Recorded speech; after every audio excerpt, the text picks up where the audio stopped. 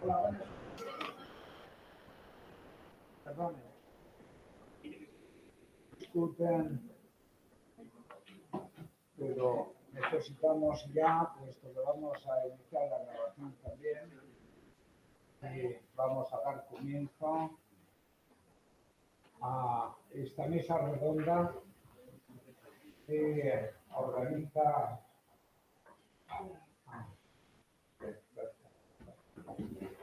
¿Ahora se oye mejor? ¿Algo mejor? Muchas gracias. Digo, bueno, pues vamos a dar comienzo a esta mesa redonda que organiza el Centro de Documentación Europea y que a mí me cabe la satisfacción como director académico del Centro de moderar y agradezco lógicamente la deferencia de su director ejecutivo, que es el profesor Martín Rodríguez, que está hoy haciendo de técnico suplente en estas labores, y les agradecemos a todos su presencia. Digo, vamos a tratar en esta mesa redonda porque nos parecía que era obligado de alguna manera en nuestra universidad que tuviésemos reflexiones, debates sobre los terribles acontecimientos que todos conocen y que afectan a la estabilidad no solo de Europa, sino también del mundo. Los acontecimientos con motivo de la agresión rusa a Ucrania. La mesa redonda lleva por título La agresión rusa a Ucrania, el orden mundial al borde de la misma. Corresponde desde luego a una preocupación que queremos, yo quiero que esté presente en esta mesa redonda, en la medida en que creo que efectivamente, más allá de lo terrible que tiene siempre un conflicto bélico, en algunas de estas características, en este en particular, parece como que todo el orden político establecido en el que estamos viviendo y el orden jurídico que lo instrumenta y que le da base, están en un serio riesgo, en un serio peligro. Ese es un poco el enfoque que hemos querido darle a esta reflexión. Para ello contamos con las intervenciones de los profesores Zurita Martínez, Antonio Sánchez Ortega y del profesor Javier Roldán Mateo. El orden de intervención, quizás por el enfoque de cada uno de ellos, que les he pedido que acepten, es el siguiente. Yo creo que será mejor que comience el profesor Zurita Martínez, que tiene un enfoque, como deducirán ustedes, por su propio título, Guerras y Violencia, tienen algo que ver, pregunta, nuestros genes y nuestra biología en todo eso. Es un enfoque quizás que nos puede situar en un contexto, es decir, por qué otra vez nos encontramos ante una situación bélica con los riesgos que antes hemos señalado. Me gustaría que fuera él el que abriera el camino. Después le pediría al profesor Sánchez Ortega que se ocupe, quizás como persona especializada en los temas que tienen que ver con la energía, que tienen que ver con la geopolítica y con Rusia, pues que nos diga cuáles son las claves de este conflicto y en qué medida él entiende que este orden político puede estar en riesgo o no en las circunstancias actuales. Particularmente centrado quizás más en en los aspectos de este orden político en el ámbito europeo. Y finalmente, pues el profesor Roldán creo que centrará por su especialidad sus reflexiones en la situación de riesgo que corre el ordenamiento jurídico, el sistema jurídico, el derecho internacional, el derecho, el orden jurídico que sustenta este orden político. Este orden liberal en el que se ha vivido después de la Segunda Guerra Mundial, desde luego más y sus menos, pero ese orden que nos nos ha permitido gozar de una cierta estabilidad y que nos ha permitido también, en términos relativos, gozar de una paz, por lo menos, que no haya llegado a cuestionar la paz mundial. Este es un poco el orden de las intervenciones. Quienes van a intervenir son profesores, los tres de la Universidad de Granada. El profesor Zurita es experto en genética clínica y es doctor en biología por esta universidad, es profesor titular de la misma. Y su labor docente se centra en la genética general y la genética evolutiva. Contamos con él aquí especialmente, particularmente, no ya solo por su formación, una formación extraordinaria, excelente, desarrollada tanto en Francia como en el Reino Unido, sino también porque él imparte una asignatura muy interesante en el Instituto de Paz y Conflictos de la Universidad de Granada sobre las raíces biológicas de la violencia. Yo creo que esta es una cuestión que nos hace pensar en él, también es verdad, porque tenemos constancia de la originalidad de su pensamiento y también de la altura del mismo. Después, el profesor Sánchez Ortega, que es el profesor contratado doctor de la Universidad de Granada, es un especialista en relaciones internacionales y, como ya les avanzaba, voy a decirle también su currículum, que es un currículum extraordinario, formado en muchas universidades, no solo españolas, sino también fuera, en Canadá, en Reino Unido. Es un excelente conocedor de los temas relativos a la cuestión energética, que es una cuestión central, como también les avanzaba, y también un magnífico conocedor de la política exterior rusa, de la Federación Rusa.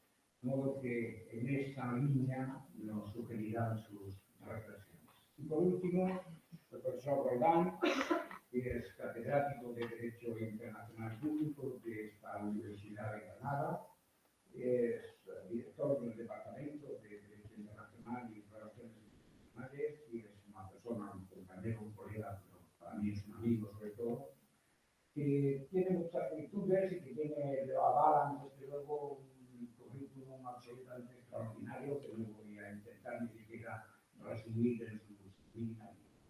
Es un excelente conocedor, sus libros ponen de manifiesto sobre la democracia, el orden jurídico internacional, sobre los temas que tienen que ver con la paz, con la seguridad, con la política exterior española. En fin, es una persona además con una, digamos, visión siempre universalista del derecho internacional, tiene una formación muy amplia y esto le permite abordar los temas con una amplitud y con un conocimiento extraordinario. Yo no les voy a robar más tiempo a ellos ni a ustedes, pero sí quería al menos presentarlos, que sepan sus líneas básicas de trabajo, por dónde van a discurrir sus reflexiones.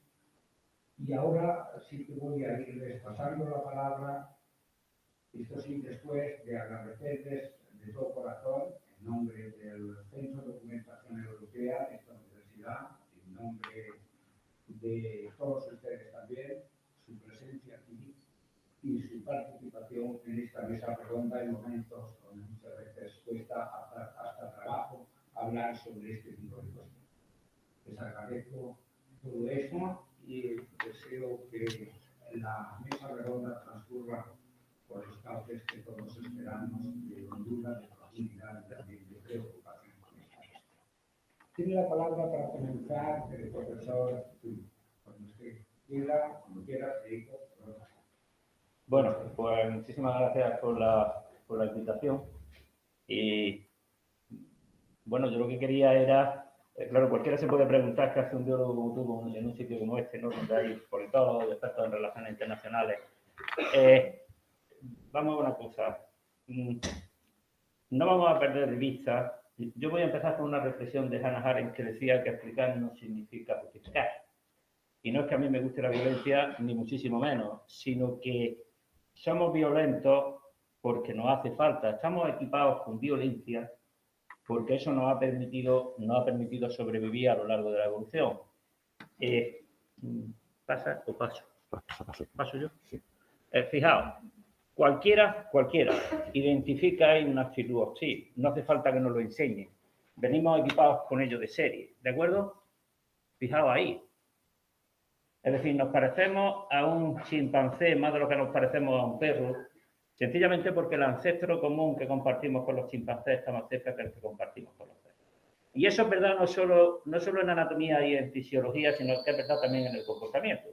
El comportamiento en contra de lo que se cree se hereda, y eso se ve en algo tan básico como que un chimpancé se comporta de manera distinta a un gorila, y aunque quisiera no podría comportarse como él.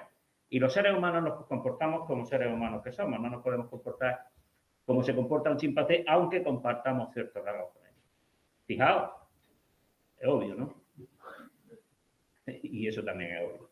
Aquella madre que no cuide del recién nacido, pues sencillamente sus genes no seguirán adelante, esa clave genética no sigue adelante y seguirán aquellos que sí lo hacen. ¿De acuerdo? Entonces, fijaos si puede venir esto de lejos, ¿no? Cualquiera identifica ahí una actitud hostil y ese lobo o ese león que le están enseñando los colmillos a otros, esos otros están descifrando perfectamente ese lenguaje. En el caso, fijaos también, si viene esto de antiguo, si viene desde lejos, y por supuesto que compartimos el rango. ¿De acuerdo? Dice, orgullo y prejuicio extremo, dice, la ira de un grupo de leones se desata en un macho que se ha acercado demasiado al cubículo de la hembra. Fijaos como delimitan territorio, ya empieza a haber problemas. Delimitan territorio todos, incluido por supuesto el ser humano, y cualquiera que haya estado cerca de esas cosas sabe los problemas que dan las lindes cuando se comparten las lindes. ¿De acuerdo? Es un problema territorial. ¿De acuerdo? Entonces, esto lo que están haciendo es delimitar uno a expensas del otro. ¿Sí? Fijaos, dice, una agresión letal asociada en una comunidad de chimpancés. Es decir, que ya empiezan a tener esbozos de guerra. Lo hacen de manera coaligada y lo hacen de manera intencional. Decía Albert Camus que él echaba de menos a los primates porque los primates no tenían segundas intenciones. Eso no es totalmente cierto, no sabía mucho de primatología, pero la verdad es que la reflexión es potente. Él creía que el chimpancé no hace sino como se muestra, y eso no es verdad. Algunas veces tienen pequeñas segundas intenciones, pero desde luego nada comparado a la capacidad que tenemos nosotros de fingir y de mentir. Nada comparado. Pero como dice aquí, como está publicado, tienen ya un esbozo de guerra y tienen auténticos comportamientos decididamente brutales. La oxitocina, que como sabéis es una hormona que se produce durante el parto, que provoca la contracción del útero grávido, dice hay una reactividad de oxitocina durante un conflicto intergrupal en chimpancés salvajes.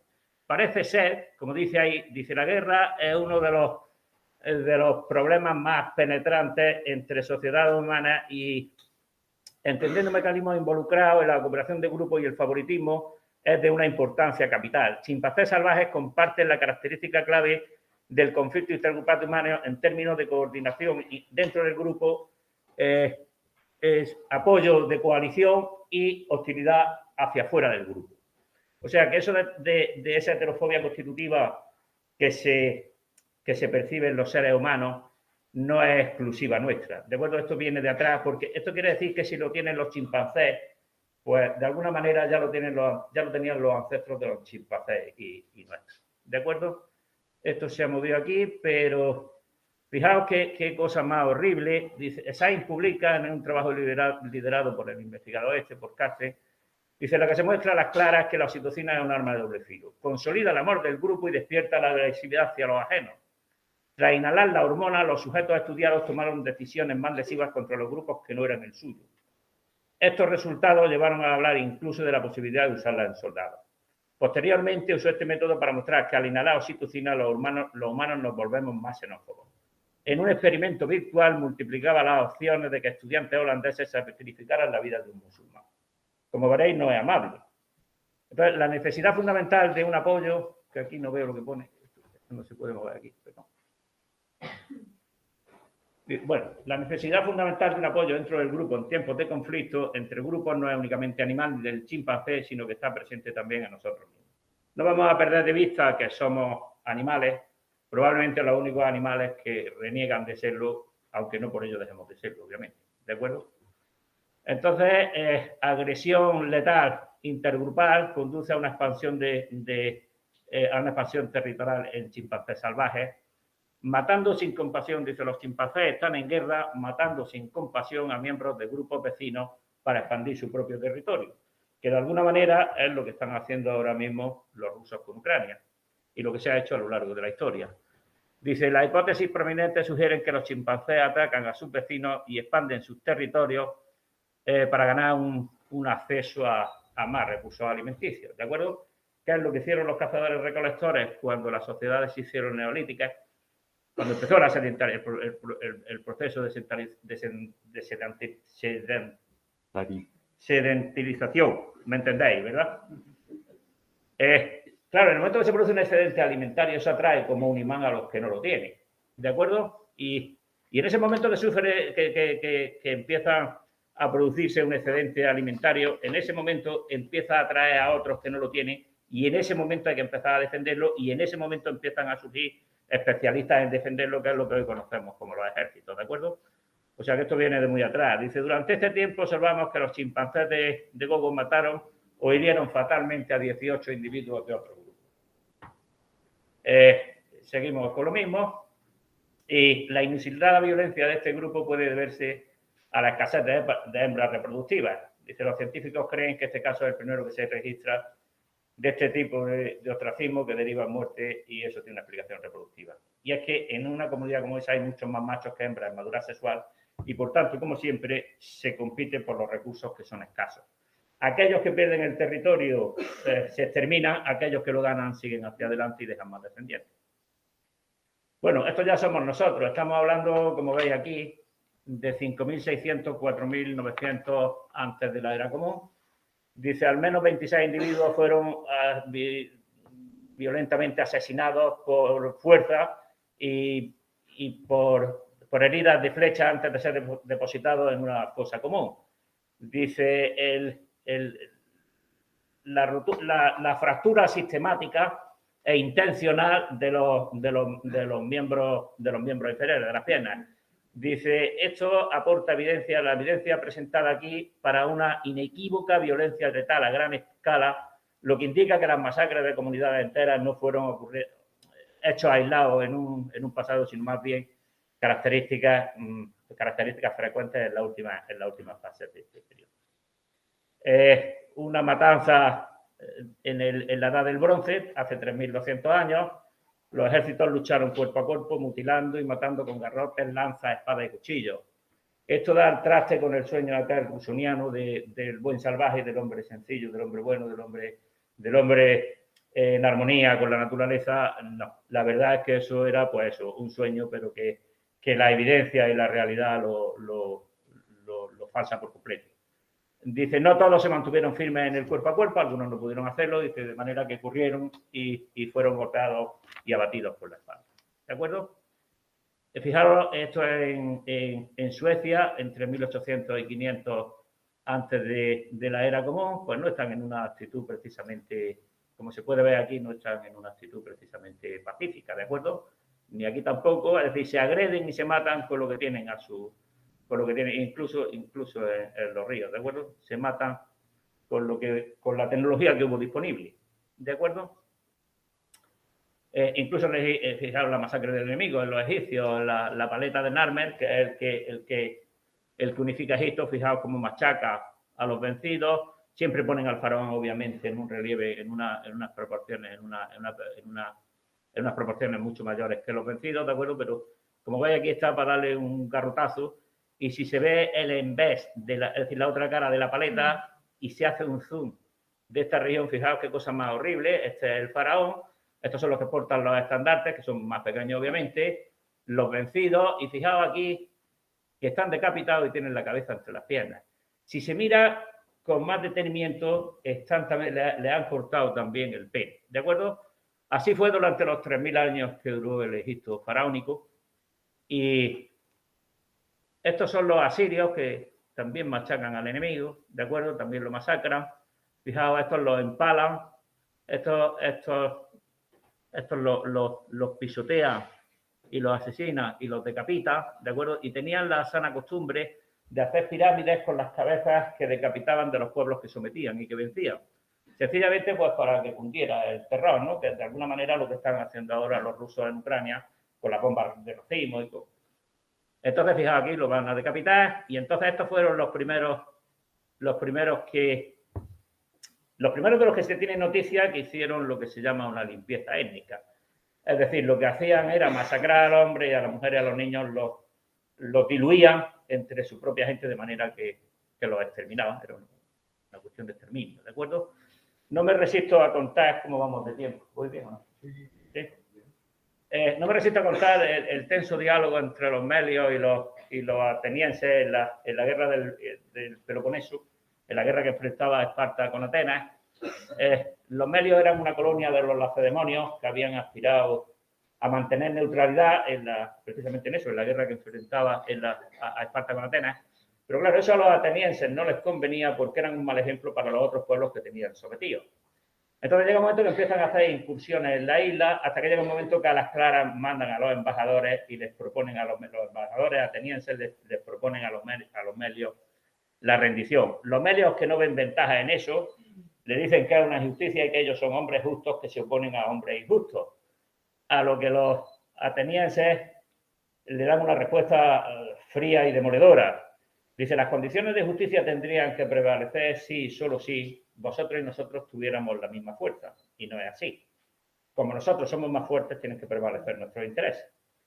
Viendo que el argumento no funciona, apelan a la intervención de los lacedemonios. Dice, bueno, los lacedemonios vendrán en nuestra ayuda y no podréis con nosotros. A lo que le vuelven a contestar, los lacedemonios no vendrán porque es la sencilla razón de que no les interesa. La reflexión es dura, es decir, voy si me interesa y no voy si no me interesa. Y ya como súplica final, apelan a los dioses, dice, serán los dioses los que nos ayuden, y otra vez la respuesta vuelve a ser tremenda. Y es que los atenienses les contestan diciendo, a ver si lo digo bien, sabemos que los hombres y creemos que los dioses, sí, eso es, sabemos que los hombres y creemos que los dioses han operado siempre en virtud de una ley eterna en la cual el fuerte ha hecho valer su fuerza y el débil ha tenido que soportarla. Los embajadores se retiran pidiéndoles cordura, es decir, mejor que os rindáis y se evita un baño de sangre. Los melios, después de deliberar, deciden resistir y el final de la historia es el que tenía que ser, pero de luego es espantoso. Y es que sitian la ciudad, los atenienses sitian la ciudad, la hacen claudicar obviamente por hambre, ejecutan a todos los hombres y a las mujeres y a los niños los esclavizan, mandan a otros 500 colonos y ahí desaparecieron los melios, sencillamente porque los atenienses eran más fuertes y les convenía. No es que no haya habido más guerras, por supuesto, estuvieron la guerra de religión, estuvieron las cruzadas, estuvieron. Pero fijaros, en el siglo XIX, este es el genial lienzo de Goya, la carga de los mamelucos. La carga de los mamelucos, como bien se sabe, los borbones de la época dejan el país, ¿de acuerdo? Y lo dejan en manos napoleónicas y la gente sencillamente se tira a la calle a defender el territorio, ¿de acuerdo? Napoleón, hasta donde yo he leído, hablaba después del cáncer español, pero el lienzo de Goya, si se ven los madrileños que se revuelven, están vestidos de manera distinta, de manera que lo que nos viene a contar es que fue la gente la que se lo echó a la calle, la gente en general, ¿de acuerdo? No nadie particular. La guerra de Crimea, que es de la primera de la que se tienen testimonios gráficos, ya empieza, fotográficos, ya empieza. Claro, la proporción de muertos ya se incrementa mucho, pues sencillamente porque la tecnología ha aumentado mucho, ¿de acuerdo? La guerra de secesión, que tampoco fue pacífica, y la franco-prusiana, que por supuesto tampoco. El siglo XIX, además, está plagado de colonización. El Congo belga colonizado por los... Perdón, el Congo colonizado por los belgas, 10 millones de congoleños. Los trataban literalmente como animales de carga, como se puede ver ahí. Y esa foto que es terrible, si os fijáis bien aquí, lo que tienen estos dos hombres en las manos son manos de otro hombre. ¿de acuerdo? Y era una cosa particularmente cruel porque les cortaban la mano derecha y el pie izquierdo o viceversa, con el objeto de hacerlos todavía más incapaces, ¿de acuerdo? Los encadenaban, eso fue la Europa civilizada, ¿no? La Europa que había dado a Hegel y había dado a Karl Marx, la Europa que había dado a Beethoven, esa fue. Y llegamos al siglo XX, que es probablemente el peor de todos. Empieza con el genocidio de los armenios a manos de los turcos otomanos, 2 millones, el holocausto de los judíos a manos de los nazis, 6 millones hasta donde eso se puede contar, los chinos y los comunistas en la Indonesia de Suharto entre 100.000 y 1,5 millones de personas que se estiman, los Khmeres rojos en Camboya absolutamente demencial, otros 2 millones sobre una población total de 8, y los Hutus y los Tutsi en Ruanda, que son hace solo 20 y tantos años, por 800.000 muertos. Con esto lo que pretendo es que no se nos olvide que independientemente de las latitudes, en el siglo XIX no he hablado de, en el sentido metafórico, de las 32 guerras que perdió el coronel Aureliano Buendía, que nos contaba García Márquez, esa historia crística de la América Latina, contada pero que también estuvo teñida de sangre, de la guerra del Chaco a la guerra de los pasteles, es independiente de la latitud. La Primera Guerra Mundial, claro, ya los ferrocarriles permiten transportar a mucha gente, y ya esto se llena de espinos, de bombas, de cráteres, de máscaras antigas, 8,5 millones de soldados muertos y 6,6 de víctimas civiles. La Revolución Rusa y la posterior Guerra Civil, otra masacre. La Guerra Civil Española, que hasta donde se puede calcular, pues eso, entre 500.000 y 100.000 muertos. Estos son jesuitas asesinados por las tropas republicanas, Calvo Sotelo, el asesinato de Calvo Sotelo, un miliciano que va a ser fusilado, los bombardeos contra la población civil, estos caerían también poco después, ¿de acuerdo? De las famosas fotos. Y no se me olvida que cuando el embajador francés, espantado, volvió a Francia y le preguntaron por los españoles, dijo literalmente, son feroces. Lo cual no es incierto, pero no lo hace particulares. Es que esa mezcla horrible que tenemos, decimos, cuando se escucha que se dice somos seres racionales, pues eso puede ser lo malo. Y es que tenemos esa mezcla letal de razón y de pasión que nos hace pues, ser particularmente brutales. Bueno, esto todo el mundo los conoce, ¿no? La Segunda Guerra Mundial, no vamos a insistir en ello, ¿no? La victoria de los aliados y aquello que tantos años había estado, tantos siglos había estado en el imaginario de los cristianos, el apocalipsis, pues llega a Hiroshima y Nagasaki y se acaba la Primera Guerra Mundial. Yo sé por qué ahora cuando se focaliza tanto el odio, vamos a llamarlo por las claras, y como digo, en Putin, pues sí, no es cierto, no es incierto, pero claro, esto es decir, ni Putin solo, ni Hitler solo podían haber hecho lo que hicieron. Es decir, Hitler estaba representando una parte importante del sentir del pueblo alemán, de la misma manera que Putin está representando una parte importante del pueblo ruso. Entonces, ¿por qué ocurre en Nagasaki? Pues porque da la orden de tirar a Little Boy, de tirar la bomba. Pero claro, en última instancia es un piloto del avión el que abre la trampilla que es la bomba. Es un hombre al final que actúa. Hasta donde se pueden medir 50 millones de muertos, los vencedores de la Segunda Guerra Mundial y la Carta de Naciones Unidas, de nosotros, los pueblos de Naciones Unidas, resueltos a preservar a las generaciones futuras del flagelo de la guerra que 2 veces durante nuestra vida ha infligido a la humanidad sufrimientos indecibles. Aquí parecía que se iba a acabar el asunto, pero solo 3 años después se proclama el Estado de Israel, empieza el calvario de los palestinos y empiezan las guerras árabe-israelí, que continúan, por supuesto, hasta hoy, y que más que guerra árabe-israelí son palestino-israelí, ya devolvieron. Sí, vale. La masacre de Sabra y Chatila, la Guerra Fría, la Guerra de Corea. Fijaos que ahora cuando se ven los refugiados, ¿de acuerdo? Esto es cuestión de cambiar las caras y sigue siendo totalmente actual, ¿de acuerdo? La guerra del Vietnam, 58.000 estadounidenses y más de 2 millones de vietnamitas, la guerra de los Balcanes y esto. Las fronteras se dibujan con sangre y los estados se marcan con lápiz. Y el territorio se conquista con sangre, ¿de acuerdo? Y así fue. Todos estos son conflictos que están vivos, es decir, es verdad es verdad que está muy actual, obviamente, lo de Rusia con Ucrania, ¿de acuerdo? Pero todo esto es totalmente actual. Desde el Yemen van 300.000 muertos y se nos olvidan los palestinos, la primavera, que luego no fue la primavera, Afganistán, que sigue como siempre, bueno, la guerra de Rusia contra Osetia en 2008, en fin. Todos estos son conflictos que están algunos conflictos que están calientes y que algunas veces frío, pero otras veces se calienta. Y esto es lo que dice Svetlana Alexievich, la premio Nobel de bielorrusa. Dice, más del 60% de los rusos apoya a Putin en esta guerra. Putin no lo hizo solo, como no lo hizo solo Hitler. Y una entrevista que viene hoy en El Mundo a Julián Casanova, en El Mundo, sí, de verdad que El Mundo, que dice que aunque Putin desapareciera, el problema de Rusia con Ucrania continuaría porque eso viene de más atrás y no se personaliza en las personas. ¿De acuerdo? Y bueno, Jacques Hume en el siglo XVIII decía que hay una gran uniformidad en las acciones del hombre en todas las naciones y épocas. Ambición, avaricia, egoísmo, vanidad, generosidad también y espíritu cívico han sido desde el comienzo del mundo y siguen siendo hoy. Es una reflexión de Hegel que a mí me encanta. Dice, pero aun cuando consideremos la historia como el ara ante la cual han sido sacrificadas la dicha de los pueblos, la sabiduría del Estado y la virtud de los individuos, siempre surge el pensamiento la siguiente pregunta: ¿a quién, a qué fin último ha sido ofrecido ese enorme sacrificio? Y esta es una de Freud, que dice que el ser humano no es un ser manso ni amable, a lo sumo capaz de defenderse si lo ataca, sino que es lícito atribuir a su dotación pulsional una buena cuota de agresividad. En consecuencia, el prójimo no es solamente un posible auxiliar y objeto sexual, sino una tentación para satisfacer en él la agresión, explotar su fuerza de trabajo sin resarcirlo, usarlo sensualmente sin su consentimiento, desposeerlo de su patrimonio, humillarlo, infligirle dolores, martirizarlo y asesinarlo.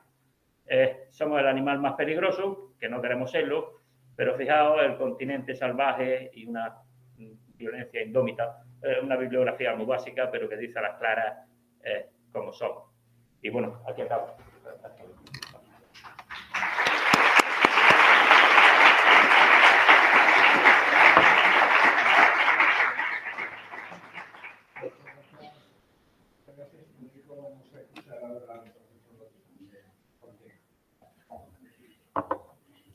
Bien, en primer lugar, como procede, quiero agradecer al Centro de Documentación Europea, al profesor Liñán y al profesor Martín, que me han invitado a participar en esta mesa redonda. Para mí es un placer, sobre todo porque estoy rodeado de compañeros a los que aprecio y admiro.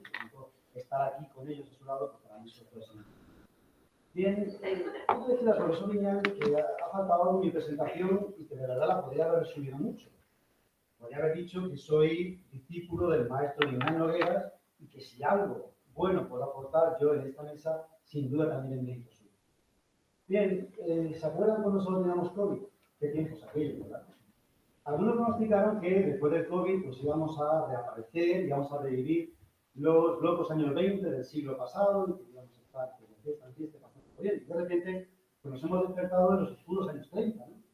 Pues los rusos invaden a sus vecinos y los alemanes se están rearmando hasta los dientes. Yo me pregunto qué puede salir mal. Esto, la verdad es que es una cosa que me hace... Bien, antes de empezar con mi presentación, quiero excusarlo del título. Yo cuando hablaba de que vienen los rusos, me refería a una novela que una vez leí en mi poder, una novela alemana de los años 50, en la que se trataba de las barbaries que habían realizado los rusos en la ocupación de lo que era la Prusia Oriental. Después he visto que además hay una película, una comedia de la época de la Guerra Fría, y también incluso un libro que habla sobre la negativa de Franco a que España jugara a la Eurocopa contra la Unión Soviética. Yo pido perdón, no quería ni mucho menos dada la gravedad de lo que está sucediendo con Ucrania, que haga un elemento cómico a esta presentación. Yo me hacía referencia a aquella novela en la que pues el grito de que vienen los rusos era aterrador, y es algo que ya viene incluso desde la época de las guerras napoleónicas. Bien, el título de esta mesa, del profesor Rodán, hablando conmigo, me recuerda un poco a aquella escena de la película de Casablanca, en la que el jefe de la gendarmería francesa de aquella ciudad se indignaba, ¿no?, al conocer que en el local de Rick se jugaba, ¿no?, mientras que con una mano se guardaba la ganancia de aquella noche, ¿no? De esa misma forma, a veces nos veo un poco a los occidentales, ¿no? Estamos circunspectos, indignados al conocer que en el orden internacional actual se invaden a Estados soberanos, ¿no? Mientras que por una parte acariciamos a Kosovo, Irak, Líbano, Libia, Siria, Palestina y otros muchos estados de nuestro bolsillo. No, yo no creo que el orden internacional esté en la Biblia. Si hay algo que un orden internacional pueda absorber y descontar, son invasiones militares. Como siempre. Lo que sucede, y esto es lo que no nos preocupa, esta vez no somos nosotros los que la hacemos, sino que nos la hacen contra nosotros. Y esto sí que nos la recibe. Bien, lo que sí podría estar en el abismo, y es lo que pienso discutir ahora, sería en todo caso si el orden liberal se encuentra en crisis, ¿no? Si desde hace unos 15 años ya vamos viendo que encuentra cada vez más resistencia, la actual invasión de Ucrania lo que representa es una revisión del momento histórico que lo vino a hacer como propuesta de orden global, que fue la disolución de la Unión Soviética. pesar de lo cual, y paradójicamente, creo que esta situación, aun siendo terrible, puede dar algo de aire al orden liberal, algo sobre lo que me tendré al final de mi exposición. Bien, mi exposición tiene como objetivo explicar, y aquí hago mía las palabras de Zurita, explicar, cómo justificar, cuáles son algunos de los problemas a los que se enfrenta el orden liberal como propuesta de orden global. En segundo lugar, explicar las motivaciones de Rusia. Para, en último lugar, con todas las cautelas de las que se debe partir cualquier análisis prospectivo, identificar algunas de las consecuencias que puede tener la invasión de Ucrania. Bien, también tengo que decir que mi explicación va a partir de postulados realistas. De entrada, obviaremos lo que puede ser bueno y deseable, por varios motivos. Porque desde el punto de vista analítico no son los mejores instrumentos para la comprensión de lo que sucede en torno al conflicto de Ucrania. Y porque el profesor Roland va a ocupar con una maestría en moral ground con la que no se puede competir. Entonces, pues, si uno no puede competir o jugar en un campo, mejor que no. Bien, además voy a resumir muchas cuestiones y si alguien tiene interés que me detenga, pues en el momento de la discusión estaré encantado de detenerme.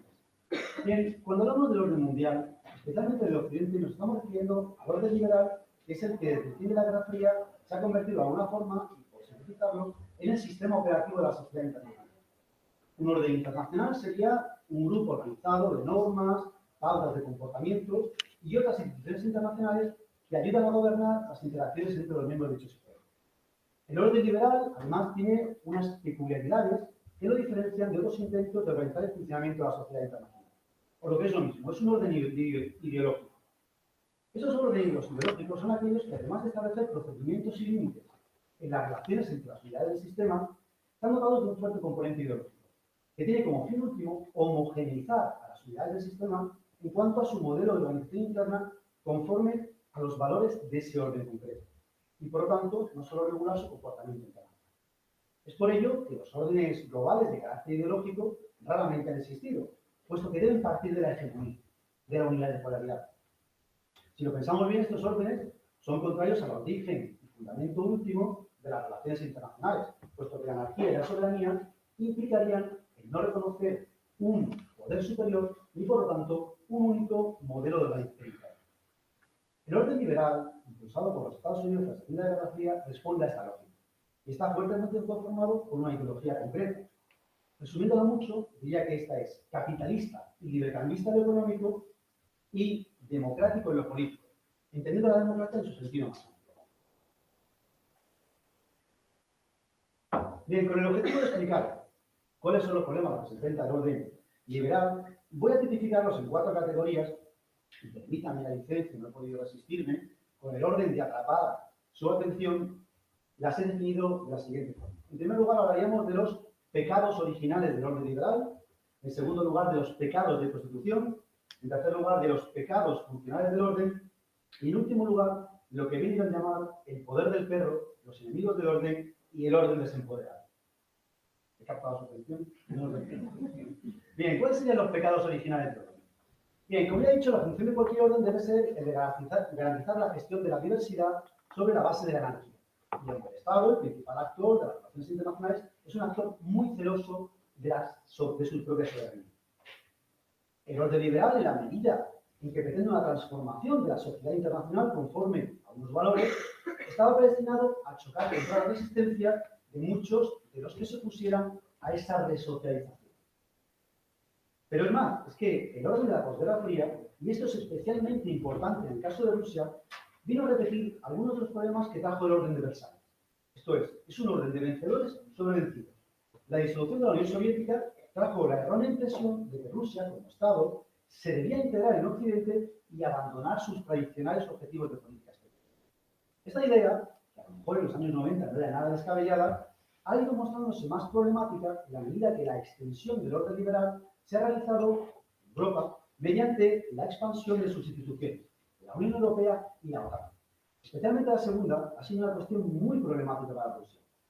Ya desde la época de Gorbachov, mucho antes de que nadie supiera quién era Putin, Gorbachov nos avisaba en el Congreso de Estados Unidos, además, de que esto era una cuestión muy peligrosa, de que no se podía humillar constantemente a la Unión Soviética después.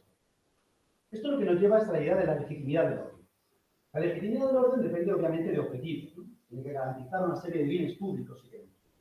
Pero también depende especialmente del consenso entre las grandes potencias. Un orden ideológico, por contra, va a ligar su legitimidad a la hegemonía. Bien, en la medida en que la estructura de poder fuese unipolar, recayese especialmente en Estados Unidos, impulsor del orden liberal, esta cuestión no era excesivamente problemática. Pero como bien hemos visto, el equilibrio de poder siempre aparece en contextos de ambiciones generales. Bien, en cuanto a los pecados de constitución, cualquier orden internacional, especialmente desde la perspectiva del poder estructural, es un instrumento que viene a reforzar el poder de los creadores de dicho orden. Está pensado, además de como un instrumento de gestión, para favorecer las potencialidades de sus impulsores. Es por ello que el orden juega a favor de los intereses de sus creadores. En este sentido, el orden liberal ha sido usado en muchas ocasiones al servicio del poder. Lo que sucede es que la instrumentalización del orden, que dice defender la democracia y los valores universales, derechos y libertades fundamentales, cuando se pone al servicio de los intereses más espurios de los estados, es mucho más problemático, puesto que evidencia mucho más la hipocresía de dicho sistema de valores. El nuestro ha sido un orden que no ha tenido problemas a la hora de violar la legalidad internacional, supuestamente para la defensa de sus valores. El orden liberal ha llevado a cabo múltiples intervenciones militares: Kosovo, Irak, Libia, Siria, etc. Ha permitido violaciones de esos mismos valores. Aliados de Occidente, Israel, Marruecos, el golpe de Estado en Egipto. Además, hemos defendido los derechos humanos de los que nos conviene, de Navalny recientemente, mientras que hacemos la vista gorda con Assange o Khashoggi, y así un largo etcétera de incongruencias de orden. En definitiva, ha demostrado en múltiples ocasiones que es un instrumento a servicio de la hegemonía. Esto ha provocado una ruptura en términos de Kissinger del equilibrio que todo orden debe mantener entre legitimidad y poder al servicio o en detrimento a favor del poder. De ahí cada vez tenga más tendencia a mostrar violencia. Bien, en cuanto a los pecados funcionales, la vertiente económica del orden liberal sin duda ha sido la más exitosa. El capitalismo librecambista se ha convertido en el modelo económico global. Ahora bien, este modelo económico está mostrando una serie de externalidades negativas. Las crisis, que son crisis económicas, problemas en cuanto a la distribución de la riqueza a nivel nacional y a nivel internacional, están cuestionando su viabilidad en términos actuales. Pero es que además la globalización económica se ha convertido en uno de los principales elementos de erosión de la soberanía estatal. Estos dos elementos provocan la aparición de elementos populistas y o nacionalistas, contrarios a la globalización, que rechazan abiertamente los postulados del liberalismo. Esto es especialmente grave, puesto que en muchas ocasiones estos movimientos surgen en los países que son los máximos defensores del orden liberal. Tenemos a Trump, tenemos al Brexit, tenemos gobiernos populistas en Europa y en el resto del mundo, lo cual son una clara consecuencia de estas fallas del liberalismo. Bien, en cuanto al último de los apartados, el poder del perro, los enemigos del orden y el orden desempoderado, quiero decir que este elemento está relacionado con el cambio de la estructura del poder. Estados Unidos y Occidente, los responsables del mantenimiento de este orden, en muchas ocasiones, como consecuencia de su propio mantenimiento y expansión, han visto perder su poder a favor de lo que serían potencias iliberales. Esta situación ha provocado que esas potencias, principalmente Rusia y China, cada vez hayan sido más asertivas en su oposición al orden. Y además, los intentos de instaurar un nuevo orden internacional mucho más eurocéntrico, nacionalista, realista y multipolar que el orden global. La división de Occidente, especialmente entre Estados Unidos, aliados europeos y aquellas escenas de la retirada de Afganistán, pueden haber hecho creer, erróneamente, a Rusia que Ucrania era una fruta madura que caería en sus manos sin que Occidente fuese capaz de articular una respuesta decidida, algo que parece a todas luces un error de cálculo estratégico. Bien, a continuación voy a exponer algunas cuestiones relacionadas con la posición de Rusia. Lo primero que quiero decir es que, llegados a este punto, solo nos queda resistir y enfrentarnos al expansionismo ruso. En este contexto, hay que dejar claro que el lenguaje que históricamente mejor ha funcionado con los rusos es el de la fuerza y el de la determinación. Ahora bien, no es conveniente que haya la tentación de demonizarlos, de romper cualquier posibilidad de acercamiento y entendimiento con ellos. Si analizamos la política exterior de Rusia desde el fin de la Guerra Fría, es posible ver cómo esta ha evolucionado desde un occidentalismo moderado hasta una confrontación con Occidente. Esto es en gran parte una consecuencia de los problemas internos del régimen ruso. La legitimidad de Putin ha basculado desde la estabilización, modernización y crecimiento de Rusia, pero el agotamiento de este modelo, especialmente por el desinterés real en convertirlo en una democracia, y por las crisis económicas de 2008 y la COVID-19, ha hecho recaer dicha legitimidad en un proyecto imperial destinado a restaurar la grandeza de Rusia. Como todos los dictadores, para decirlo en Román Paladín, en un momento dado, en un momento de crisis, se han vuelto en la bandera. Eso es algo que casa muy bien con la mentalidad rusa, por decirlo. Bien, Churchill dijo una vez que Rusia era un acertijo, envuelto en un misterio dentro de un enigma.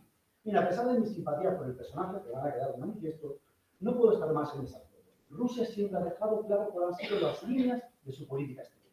La no ampliación de la OTAN y la menor medida de la Unión Europea hacia sus fronteras. Algo compartido por muchos autores de mi disciplina, Kennan, Kissinger, Metzheimer o la propia Alcimanga, a los que no podemos acusar de ser progresistas. Eso explicaría, y no justificaría, cómo Rusia ha pasado de ser un socio estratégico del Occidente a un enemigo estratégico. Apoyó la intervención contra Irak en el año 91, la guerra contra el terrorismo en Estados Unidos, facilitó la intervención en el Sena de Afganistán y la intervención en Libia, entre otras muchas cosas. Pero la consecuencia desestabilizadora de estas operaciones, la expansión de la OTAN y las revoluciones de colores y primaveras árabes han aumentado la profunda desconfianza del Kremlin hacia Occidente. Lo explicaré lo más claramente que pueda. A ninguna gran potencia le gusta que el bloque militar contrario se aproxime a sus fronteras. La muestra la hemos visto en Estados Unidos con Cuba, en China en la guerra de Corea y Vietnam. A esto se le suma la tradicional y casi enfermiza concepción de seguridad rusa basada a la geografía. Además, también hay que decir, a un gobierno autocrático, pues ver cómo aparecen revoluciones y manifestaciones de dictación democrática en su vecindario y en su área de influencia o territorio es algo muy preocupante. Es por ello que para el régimen ruso, el orden liberal y la expansión de organizaciones occidentales es un peligro existencial. El realismo nos dice que a medida que aumenta el poder de un Estado, también se van a incrementar sus ambiciones en política exterior, lo que ha quedado claro en el imperialismo. Bien, me voy a centrar en las conclusiones y espero que vayamos bien. Bien, lo primero que quiero decir es que Rusia ha perdido la guerra. No se preocupen, que no me voy a convertir en una estratega de salón y voy a empezar a ustedes a hablar de aquí ahora la Rasputitsa, la maspilota y la logística. Primero, no es un campo de conocimiento y segundo, está aquí mi buen amigo, el coronel Ruiz Arévalo, que sabe mucho más de estos temas, por lo cual no me voy a meter en esos jardines. Voy a tratar de... Lo que sí voy a decir es una cosa, que yo creo que el general Ludendorff, de la Primera Guerra Mundial, reconocería perfectamente los problemas que se está enfrentando el ejército ruso, son básicamente el mismo siglo. Lo que voy a tratar de explicar, porque ha perdido la guerra desde mi disciplina. Bien, siguiendo a Clausewitz, la guerra es un instrumento, un medio violento que los estados utilizan para conseguir unos objetivos. Bien, ¿cuáles podrían ser los objetivos políticos de Rusia que persigue conseguir mediante la guerra? Bueno, pues a mí yo diría que, en primer lugar, una victoria rápida que convirtiera a Ucrania en un estado satélite. En segundo lugar, disuadir a otros estados de entrar en la OTAN y en la Unión Europea. Dividir más a Occidente y debilitar el orden liberal. Y también reforzar aún más su régimen de cara al imperio. Pues bien, juzguen ustedes mismos si estos objetivos están hoy en día al alcance de Rusia. Una guerra no es tomar capitales ni ciudades. Estados Unidos conquistó Afganistán y Irak en cuestión de semanas, pero no podemos decir que ganara. Bien, siguiendo a Clausewitz, también nos avisa de que el problema que se plantea cuando la guerra no consigue sus objetivos es que la guerra se puede convertir en un objetivo en sí mismo, ya que sería el problema de la guerra total. Bien, sin duda, este peligro aparece. El problema que se puede plantear es que, desde una concepción muy rígida del orden liberal, se busque una derrota final, el fin de Putin, o juzgarlo por crímenes contra la humanidad. Bien, Putin siempre cuenta la anécdota de que de pequeño le gustaba perseguir ratas. Y decía que una vez arrinconó una y cuando fue a por ella se lanzó y la dañó. La lección que sacó fue que no se debía arrinconar a una rata. No sabemos si hablaba de mí. Lo que sí sabemos es que esta rata tiene a su disposición el botón nuclear. Y que ciertos líderes, una megalomanía como Putin, pueden tener la tendencia a identificar su destino con el de la nación de Rusia, con la nación rusa en este caso. Y esto es un escenario muy peligroso. Quizás no deberíamos pasar la oportunidad de darle una salida a Rusia, una salida digna, sin que esta situación sea la caso. Esto puede hacer que muchos de ustedes se remuevan en sus sillones, no, que no.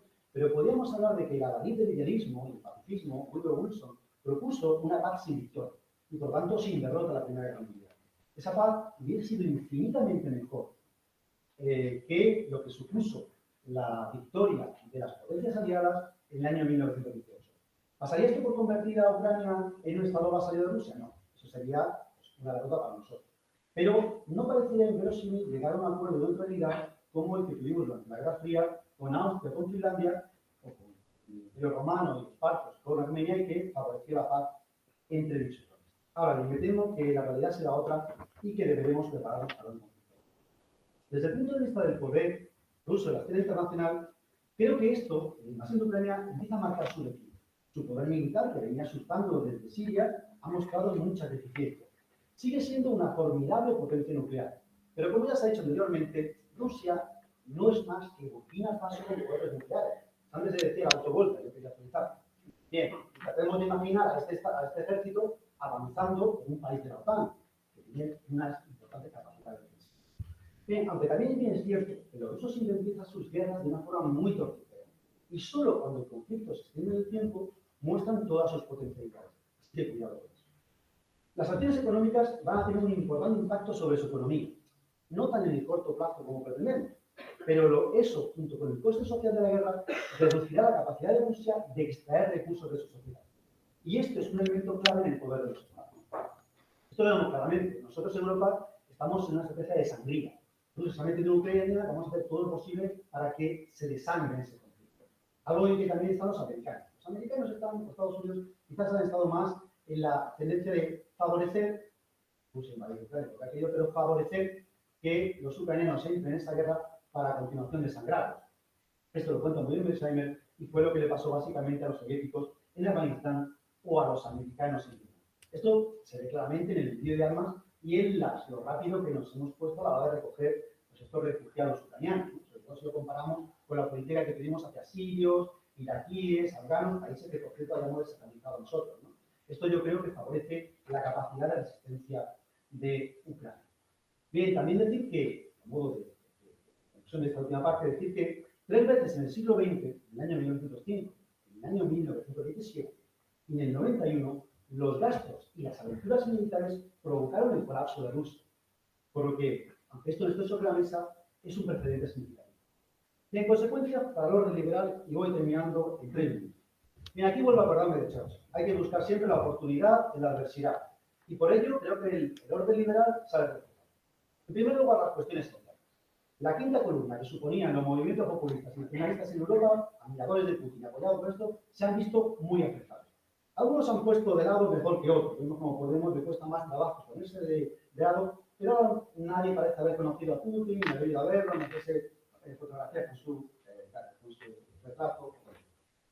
La verdad es que además, más que ahondar en la división entre los liberales y volver a mostrar esas escenas de caos, yo creo que la respuesta, hemos dado una respuesta pues, unida y contundente entre los aliados occidentales. Habrá que ver la cuestión de la energía por donde sale. Bien, y además, aunque yo no comparto esta visión del todo, el orden liberal, como ya he dicho, tiene pecados y gordos, el orden liberal siempre se ha postulado como una dicotomía entre él y la barbarie. Esta visión queda reforzada ante la barbarie que estamos viendo de la invasión de Ucrania. Bien, para Europa, quiero decir que esto es una desgracia. Esto es una desgracia para Europa en su conjunto. Lo es para los ucranianos, lo es para el pueblo ruso y lo es para la Unión Europea. Seremos, en ese orden, los afectados por este conflicto.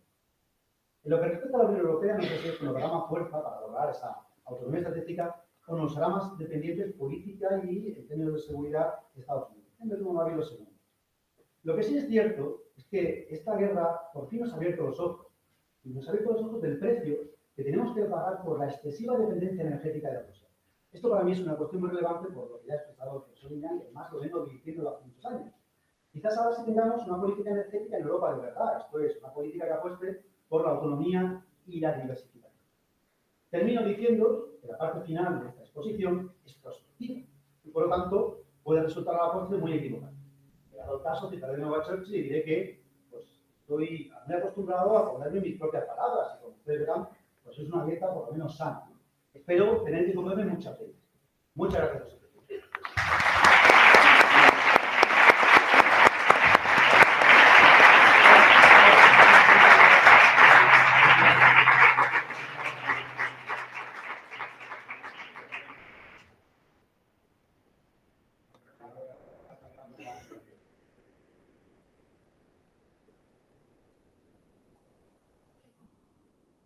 Buenas tardes a todos. Muchas gracias, querido profesor querido Javier, por la presentación, por presidirnos, por moderarnos, si es necesario, en la mesa redonda. Y gracias también, por supuesto, a Pablo Martín, ambos directores del Centro de Comunicación Europea, que lleva a cabo una labor muy importante, la información, concienciación, sensibilización sobre la integración europea. Así que gracias de verdad por invitarme, por estar también acompañado en esta mesa y poder participar de un ejercicio que es universitario, pero que en parte también es cívico, y es explicar desde nuestro punto de vista los fundamentos, en mi caso jurídicos, que rodean al conflicto, a la agresión, a la invasión de Ucrania por parte de Rusia. El título de la mesa redonda es llamativo de por sí, ¿no? El orden internacional al borde del abismo, ¿no? Recuerda un poco los títulos taquilleros, ¿no? De películas de Hollywood. Y no es raro que recuerde, porque de un tiempo a esta parte nuestro mundo se parece cada vez más a la ciencia ficción, a las distopías. Vivimos tiempos complicados, convulsos, inimaginables hasta hace poco tiempo.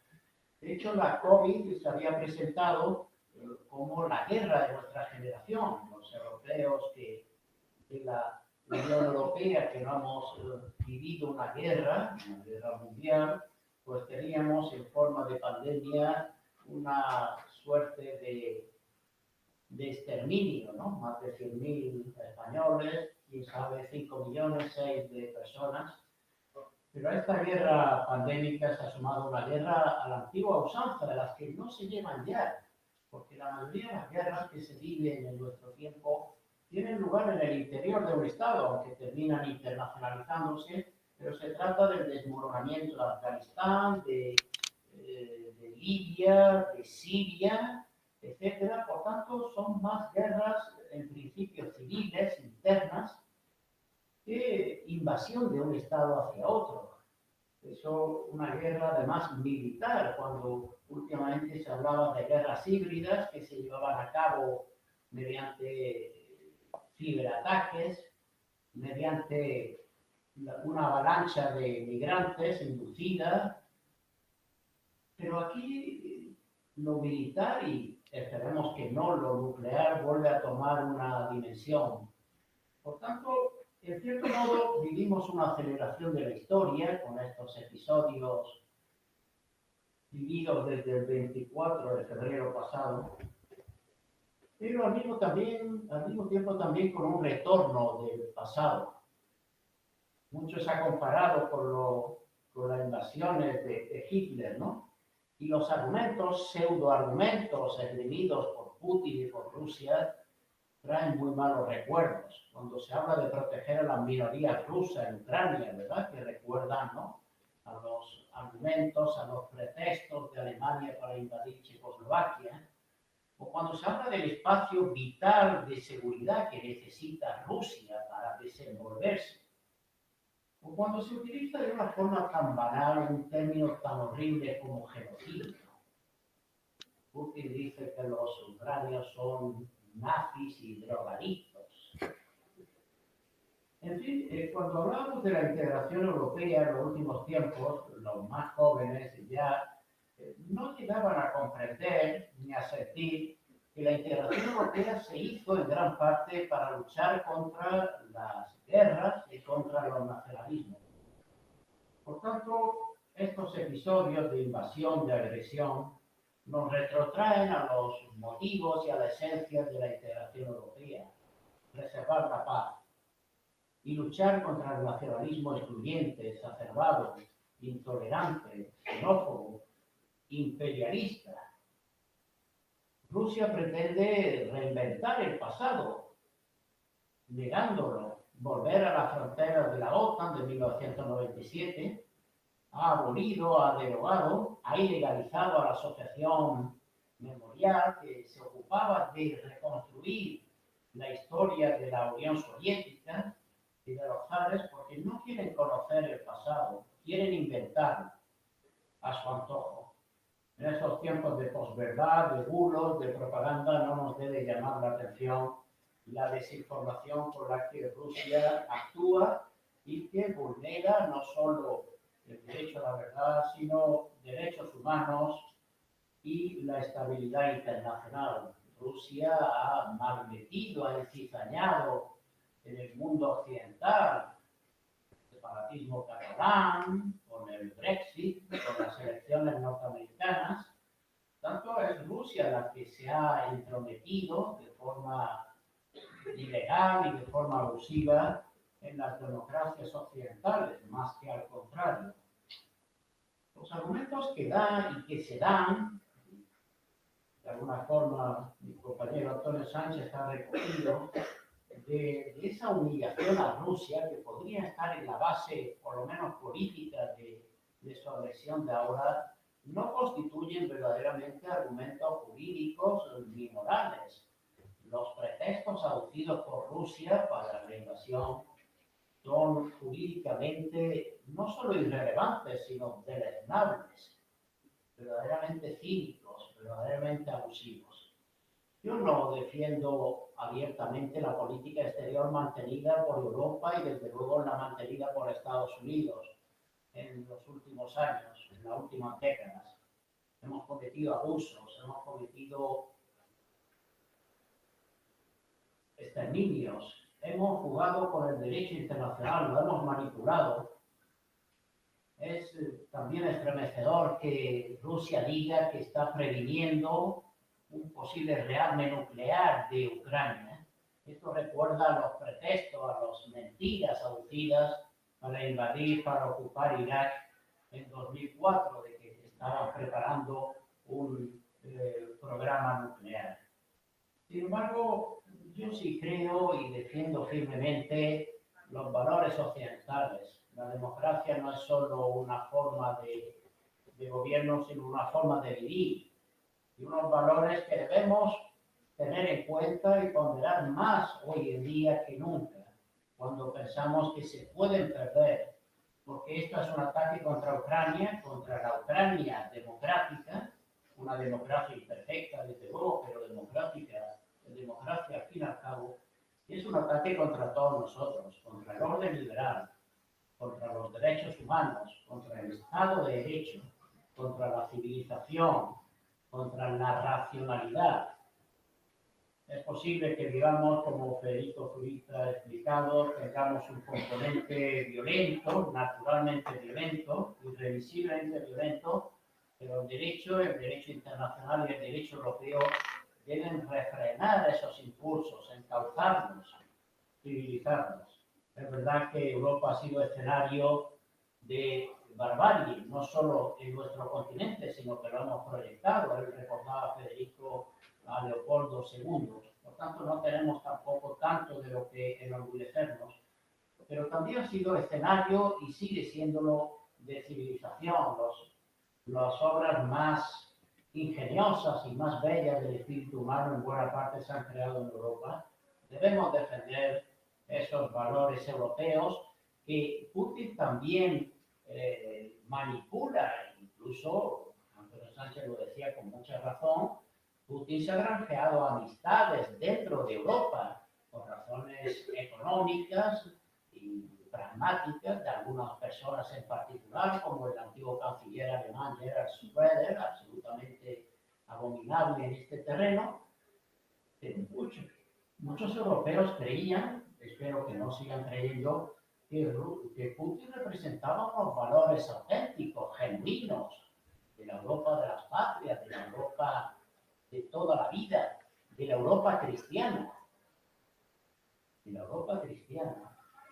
¿Qué cristianismo puede sostenerse en la agresión a Ucrania, ¿no? Con independencia de reconocer o creer en el carácter divino de Jesucristo? Bien, permítanme hacer una calificación jurídica somera, superficial, de los hechos que hemos vivido, que hemos sufrido en estos tiempos. Desde luego se trata de una agresión en toda regla, La agresión es un delito internacional que pueden cometer y que cometen a la par los estados y particulares. Por tanto, puede haber una responsabilidad internacional contra la Federación Rusa y una responsabilidad individual contra su máximo dirigente, en particular Vladimir Putin. La agresión está definida, está caracterizada en el derecho internacional. La resolución 3314 de 1974 de la Asamblea General es una referencia y también lo es el Estatuto de la Corte Penal Internacional, que a partir de 2010 incorporó como delito susceptible de persecución el delito de agresión en el artículo 8 bis. Pero las violaciones, las infracciones, los atropellos al derecho internacional que estamos viviendo, suponen una enmienda a la totalidad, suponen pisotear los fundamentos más elementales de las relaciones internacionales de nuestro mundo. Los principios rectores, la constitución material del derecho internacional, todos los principios están siendo asaltados por Putin y por Rusia. Desde luego el principio de cooperación internacional. No solo de cooperación, sino de coexistencia pacífica entre los estados en sus fronteras seguras e internacionalmente protegidas. El principio de la buena fe, el respeto a la palabra dada, el pacta sunt servanda, la confianza mutua, la lealtad entre los estados.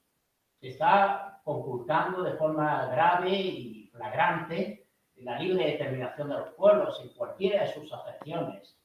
Se está violando de forma masiva los derechos individuales de las personas, no solo en Ucrania, por supuesto, sino en la misma Rusia, donde se ha producido un apagón informativo y donde se está reprimiendo violentamente a los escasos y heroicos ciudadanos que deciden levantar la voz contra el régimen. Pero la agresión a Ucrania es un atentado contra las personas individuales, los pueblos, y desde luego también contra los estados. Nuestro derecho, nuestro mundo está organizado y dividido en estados soberanos, independientes, en el reconocimiento de las fronteras. Las fronteras pueden ser modificadas, pero no pueden ser violadas. Esto se remonta no ya a la época posguerra fría, sino a la época de la Guerra Fría, Acta Final de Helsinki, Declaración 2625 de 1970. Por tanto, Putin está vulnerando algunos de los principios incluso consagrados por la antigua Unión Soviética. El principio de no intervención en los asuntos internos, por supuesto, y sobre todo y fundamentalmente el principio de prohibición del uso y de la amenaza de uso de la fuerza. Artículo 2.4 de la Carta de Naciones Unidas y su corolario natural, que es el arreglo pacífico de controversias. Cuando surgen conflictos, controversias, diferencias entre los estados, hay que resolverlas de forma pacífica.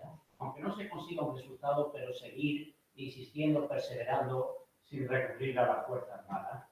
Por tanto, todos los principios están en juego, están en riesgo, están siendo atropellados y la operación, la conducta de la guerra está violando el derecho humanitario bélico gravemente. Los convenios de Ginebra de 1949, no solo por los métodos de hacer la guerra, por ejemplo, la utilización de las bombas de racimo.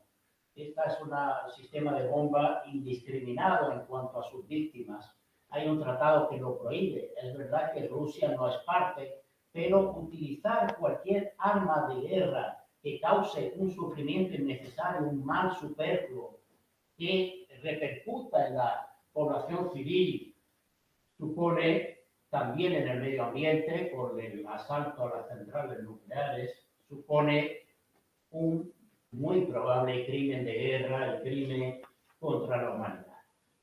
¿Cuál es la respuesta jurídica que se está produciendo? Pues la respuesta es muy variada en varios frentes, en varios sectores.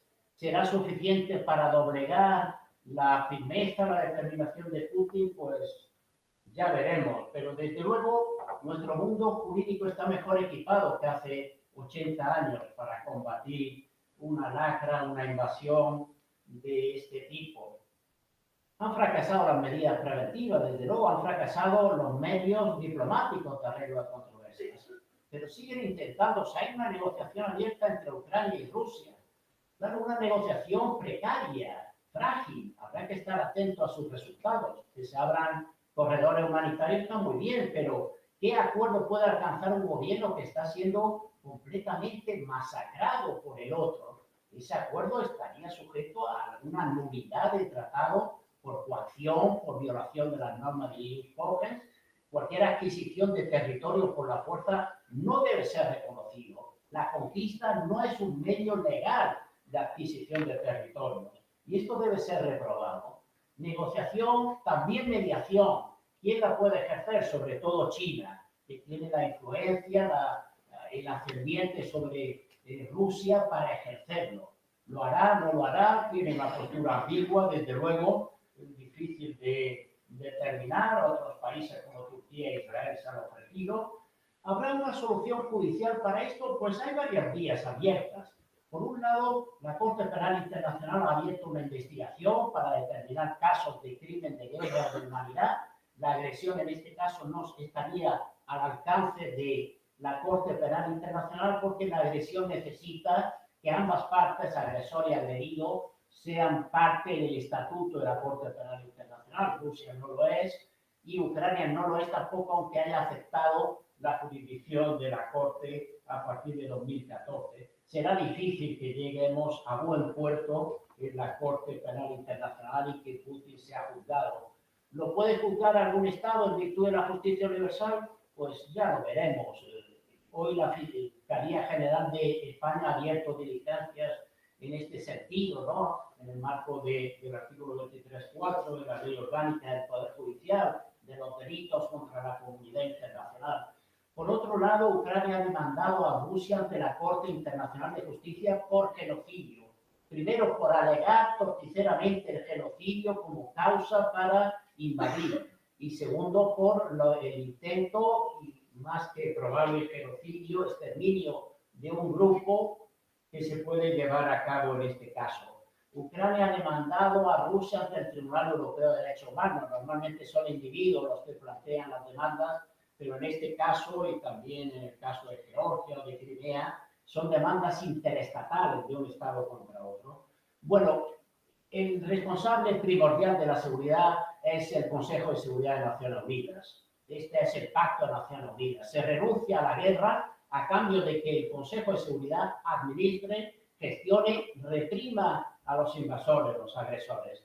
El Consejo de Seguridad no ha podido actuar, como es manifiesto y era previsible, por el veto de Rusia. Se ha delegado, se ha trasladado la competencia a la Asamblea General, que no tiene poderes coercitivos, pero que ha manifestado con su votación 141 votos a favor de la condena, 35 abstenciones y 5 votos negativos. 5 votos, un quinteto de la muerte. Rusia, Bielorrusia, Eritrea, Siria y Corea del Norte. Dios los cría, no solo a las personas, sino a los estados también, y ellos se juntan. Pero 35 abstenciones. ¿Qué piensa India? ¿Está equidistante? ¿No lo tiene claro? ¿No lo tiene claro India? Que lo defienda Venezuela o Nicaragua o Myanmar. Yo lo puedo entender, pero considera que, de acuerdo con las relaciones internacionales, esto ni está bien hecho ni está mal hecho, no opina, ni frío ni calor. Verdaderamente es increíble, ¿no? En fin, las reacciones institucionales se han multiplicado, voy acelerando y abreviando. En el Consejo de Europa se ha suspendido a Rusia de representación en la Asamblea General, en la Asamblea Parlamentaria y en el Comité de Ministros. No se la ha privado de su obligación de pagar ni de sus obligaciones con el Convenio Europeo de Derechos Humanos. Eso está bien, porque los derechos humanos no es un do, es una cuestión sinagmática. Rusia dice, si me expulsan del Consejo de Europa, restauro la pena de muerte. Caramba. Los rusos van a pagar por las sanciones. En fin, ya saben que las sanciones son muy variadas, muy heterogéneas, no solo, y esto es muy extraordinario, de las instituciones públicas, de Estado y organizaciones internacionales, sino, digamos, de una especie de sociedad civil, de una comunidad internacional quizás más democrática, de empresas, de individuos, cada uno toma alguna iniciativa de sancionar, de privar, de retirarse de Rusia, las grandes multinacionales. Alguien decía, Antonio Sánchez, quizá lo sepa por su cultura enciclopédica, que donde hay dos países donde hay McDonald's no pueden enfrentarse, ¿no? Pero aquí sí, parece que la diplomacia de la hamburguesa no es suficiente. Y bueno, la Unión Europea ha adoptado una batería de sanciones muy contundentes, sin precedentes, de naturaleza variada, económica, diplomática, mediática, etcétera. Estas sanciones pueden ser recurridas ante la justicia comunitaria. De hecho, RT, Russia Today, ha presentado ya una demanda en este sentido. Y bueno, hay jurisprudencia al respecto, una sentencia Rosner de 2017 sobre la posibilidad de personas físicas o jurídicas sancionadas por la Unión Europea de presentar un recurso. Lo que es interesante y formidable a mi juicio es esto, una idea comunitaria de la sociedad civil, de que todos podemos de alguna forma colaborar en la lucha contra Rusia, ¿no? Hoy Borrell, el alto representante, nos pedía que apagáramos la calefacción. Que estamos financiando indirectamente, aunque sea en una mínima parte, la guerra de Putin. Por tanto, los esfuerzos pueden ser muy variados desde la sociedad civil. Lo que no se debe caer es en una rusofobia, ¿verdad? Algunas decisiones contra ciudadanos rusos, más o menos simpatizantes de Putin, desde luego los oligarcas sí, porque son un arma fundamental, un brazo financiero y político de Putin. Hoy la Unión Europea ha acordado nuevas sanciones. ¿Hasta dónde vamos a llegar? ¿Cuál sería el límite? No el ámbito energético, de momento, por parte de la Unión Europea, sí de Estados Unidos y el Reino Unido. Lo fundamental es que vivimos en un tiempo interdependiente, globalizado, y esto hace que las sanciones puedan ser verdaderamente efectivas, porque hay movimientos de población, hay movimientos financieros, comerciales, y esto puede hacer que Rusia, estrangular la economía rusa. Se trata, en principio, de sanciones individualizadas, personalizadas, pero en realidad se quiere penalizar al sistema ruso para ver si sucumbe. La Unión Europea dice, no, no queremos que caiga Putin, pero en el fondo lo que se intenta provocar es una disidencia interna que pudiera estar en el origen de la caída del abominable régimen en Rusia. No quiero extenderme mucho más, simplemente, como todas las crisis tienen algún lado positivo, y para acabar con una visión un poco más optimista, todo apunta a que de esta crisis, como pasó con la COVID, la Unión Europea puede salir reforzada. Estamos en la misma nave, tenemos enemigos a las puertas y debemos prepararnos, y la Unión Europea ha reforzado en los últimos días, en la última semana, pues un poco su perspectiva de actor, no solo civil, sino militar, más ecológico. Ha aplicado por primera vez la Directiva de Protección Temporal, que es de 2001. Es decir, se busca una mayor autonomía estratégica, que la Unión Europea no dependa tanto de terceros, sobre todo de proveedores y de abastecedores tan sospechosos, tan enemigos, tan hostiles como Rusia. Acabo con un eslogan: Viva Ucrania libre, que es un clamor, un desesperado en esta situación tan terrible.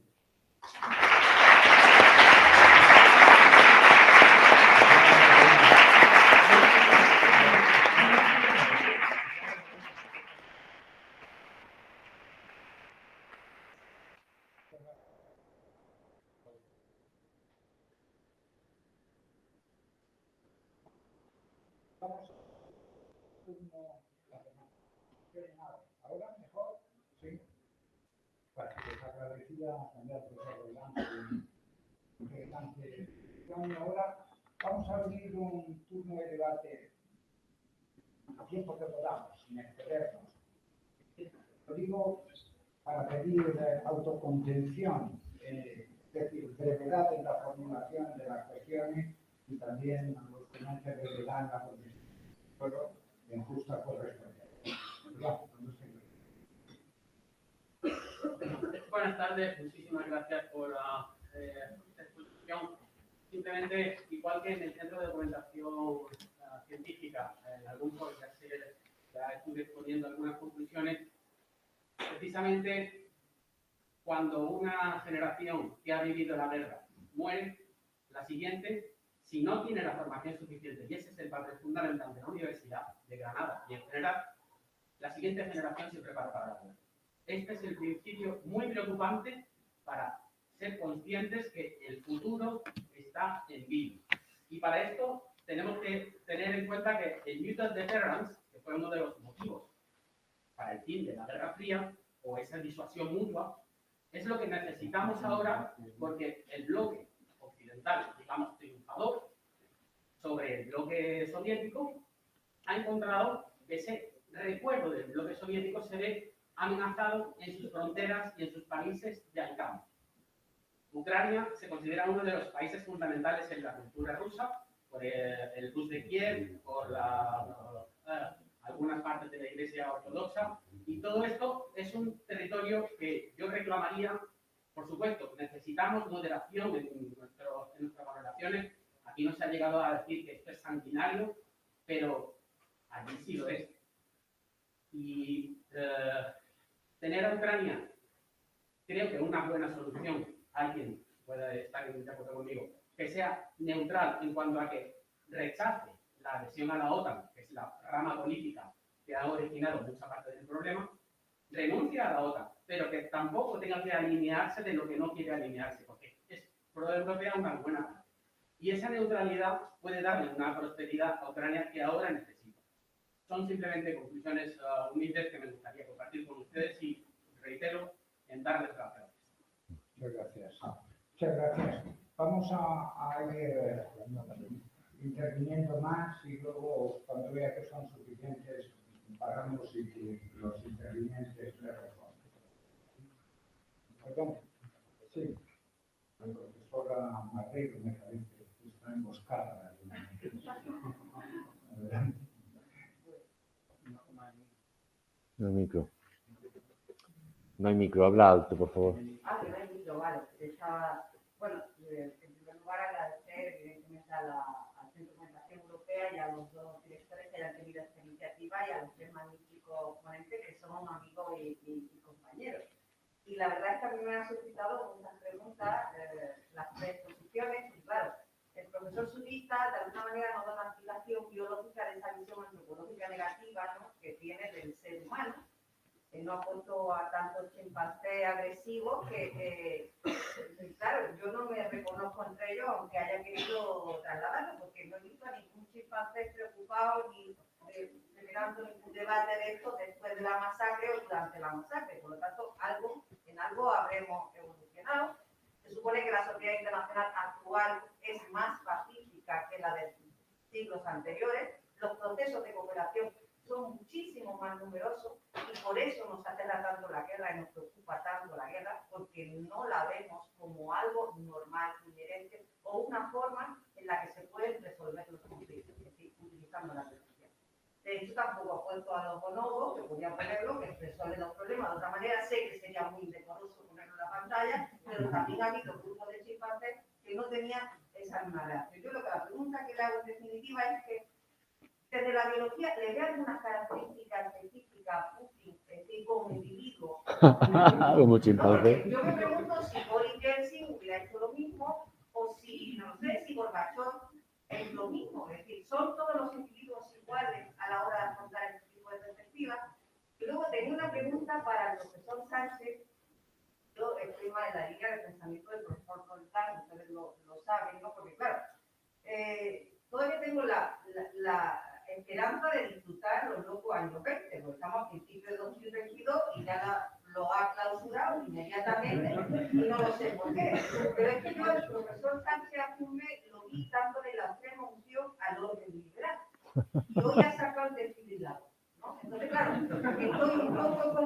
sobre qué va a pasar con el orden liberal, hasta qué punto. Porque, claro, dice, voy a abordar este tema desde una perspectiva realista, ¿no?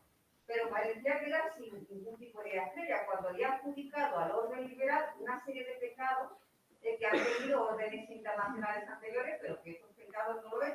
Y para un científico social, pues mantener todo ese tipo de ideas previas a veces no es conveniente.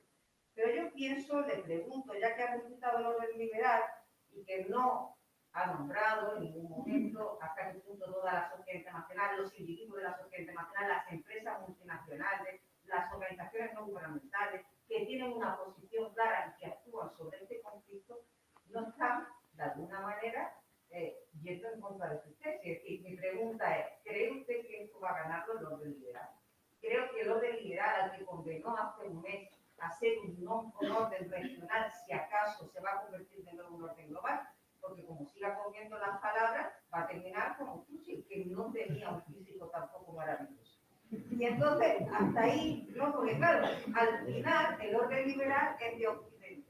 Y los individuos, como el profesor Rutar, quieren vivir en democracia. Los ucranianos también lo son. Entonces, esa es mi pregunta. ¿Qué pasará con el orden liberal? Perdón, que me he escrito mucho hablando. Tenemos alguna pregunta más por aquí, pero no lo he identificado. Perdón, que los tengo. Buenas tardes. Agradeceres a los tres ponentes por la magnífica exposición. Y antes de formular la pregunta que tiene de política, pues quisiera compartir con el profesor política, pues la frase, ¿no? Que cuando analizaba la barbarie de la humanidad, ¿no? Ponía que justos frente a injustos, ¿no? Yo lo llevaría al caso de Eduardo Galeano, ¿no?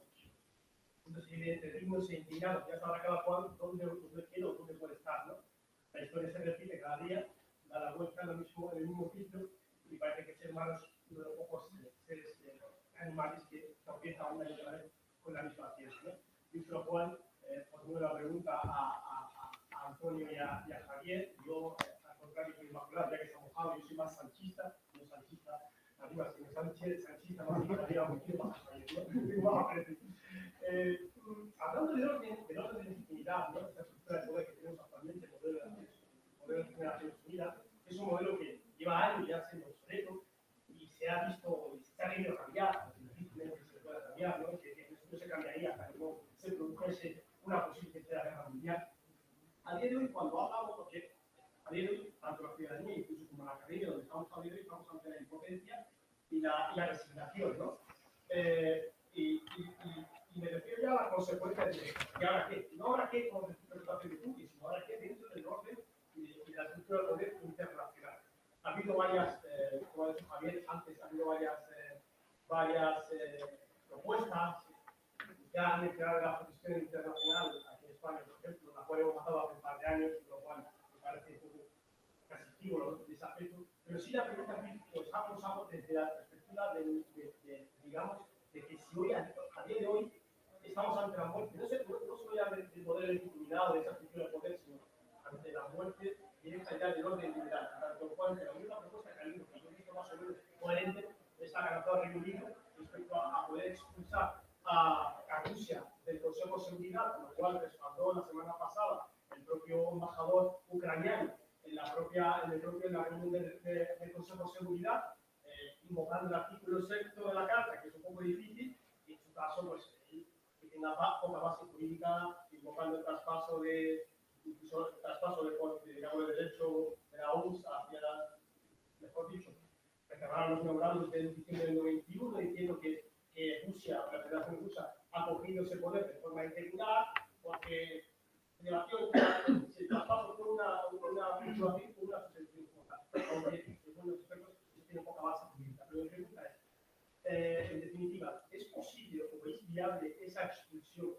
¿O sería buena que sea incoada, obviamente, por parte de algunos de los tres miembros?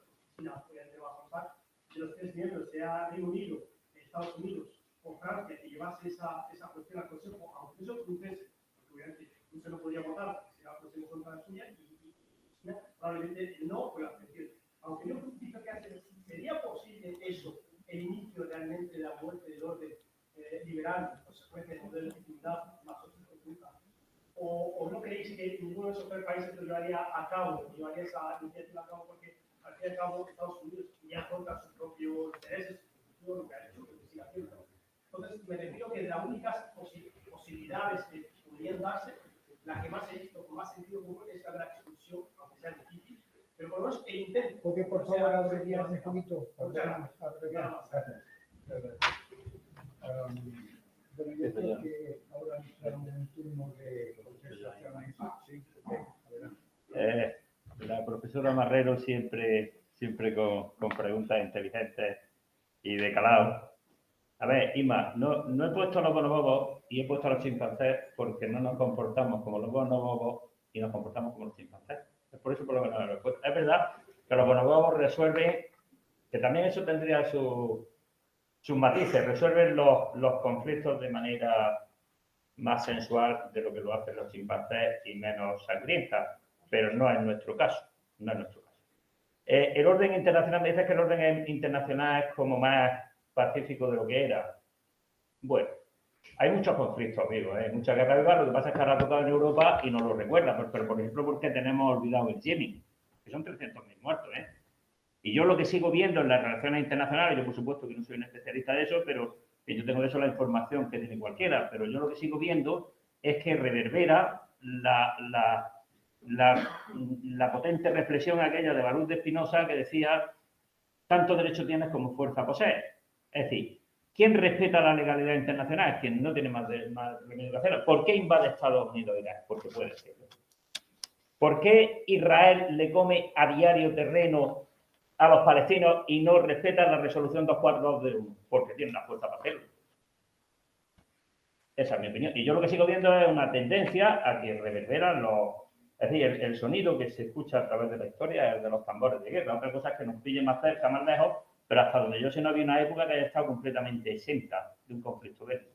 Es verdad que los conflictos entre estados han ido a menos, eso es cierto, pero los conflictos intra las guerras civiles siguen siendo atroces y de vez en cuando pasan cosas de estas.